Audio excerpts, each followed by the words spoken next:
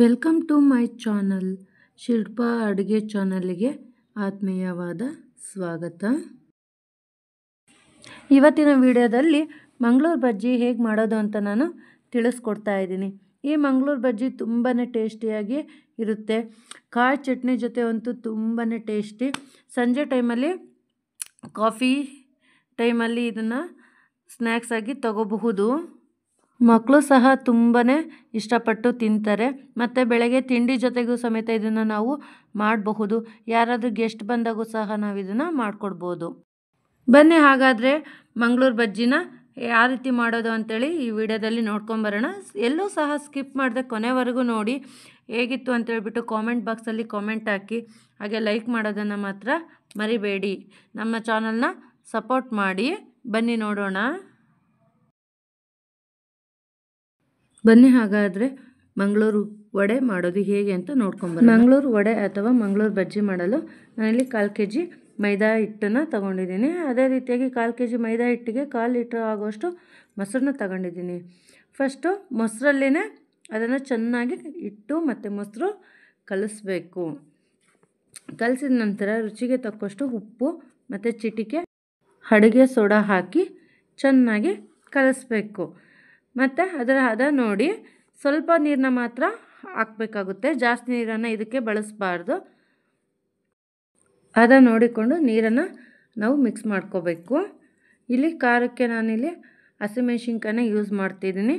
ಅದೇ ರೀತಿಯಾಗಿ ಇಲ್ಲಿ ನೀವು ಬೇಡ ಅಂದರೆ ಸ್ಕಿಪ್ ಮಾಡ್ಕೋಬೋದು. ನಾನು 3ರಿಂದ 4 ಹಸಿಮೆಣಸಿನ್ಕಾಯಿನ ಚಿಕ್ಕಕ್ಕೆ ಹಚ್ಚಿಟ್ಟಿದ್ದೀನಿ. ಹಚ್ಕೊಂಡು ಇದಕ್ಕೆ ಮಿಶ್ರಣ ಮಾಡಿದ್ದೀನಿ. ಹಸಿಮೆಣಸಿನ್ಕಾಯಿ ಬೇಡ ಅಂದರೆ ನೀವು ಸ್ಕಿಪ್ ಮಾಡ್ಕೊಳ್ಳಿ. ಹದ ಹೇಗಿರಬೇಕಪ್ಪ ಅಂದರೆ ಹಿಂಗೆ ಮೇಲೆ ಎತ್ತಿದ್ರೆ ಉದುರ್ತಾ ಇರಬೇಕು ಕೆಳಗಡೆ, ಅಷ್ಟು ಹದ ಇದ್ದರೆ ಸಾಕು. ಹಾಗೆ ಚಿಕ್ಕಕ್ಕೆ ಹಚ್ಚಿರೋ ಕರಿಬೇವನ್ನು ಸಹ ನಾನಿಲ್ಲಿ ಯೂಸ್ ಮಾಡ್ಕೊತಾ ಇದ್ದೀನಿ. ಇದನ್ನು 1 hour ನೆನೆಯಲು ಬಿಡೋಣ. ನೆನೆಯಕ್ಕೆ ಬಿಟ್ಟು 1 hour ಆಗಿದೆ. ಒಂದು ಬಾಣಲೆಯಲ್ಲಿ ಎಣ್ಣೆ ಕಾಯಕ್ಕಿಟ್ಟಿದ್ದೀನಿ. ಎಣ್ಣೆನೂ ಕಾದಾಗಿದೆ. ಈಗ ವಡೆನ ಬಿಡೋಣ ಎಣ್ಣೆಯಲ್ಲಿ. ಈ ರೀತಿಯಾಗಿ ವಡೆನ ನಾವು ಮಾಡ್ಕೊತಾ ಹೋಗಬೇಕಾಗುತ್ತೆ. ಒಂದೊಂದೇ ಎಣ್ಣೆಯಲ್ಲಿ ಹಾಕಿ ಈ ರೀತಿಯಾಗಿ ಕೆಂಪಗಾಗಬೇಕು ವಡೆ ಅಥವಾ ಬಜ್ಜಿ. ಈಗ ಇವನ್ನ ತೆಗೆಯೋಣ ಒಂದು ಪ್ಲೇಟಿಗೆ. ನೋಡಿ ತೆಗೆದಾಗಿದೆ. ಹೀಗೆ ಉಳಿದಿರುವ ಹಿಟ್ಟನ್ನು ಮಾಡ್ಕೊಂಬರೋಣ. ನೋಡಿ ಸೆಕೆಂಡ್ ಟೈಮು ಸಹ ಎಷ್ಟು ಚೆನ್ನಾಗಿ ಆಗ್ತಾಯಿದೆ. ಒಂದೊಂದೇ ವಡೆ ಪ್ಲೇಟಿಗೆ ಸರ್ವ್ ಮಾಡ್ಕೊತಾ ಇದ್ದೀವಿ. ನೋಡ್ತಾ ಇರ್ಬೋದು.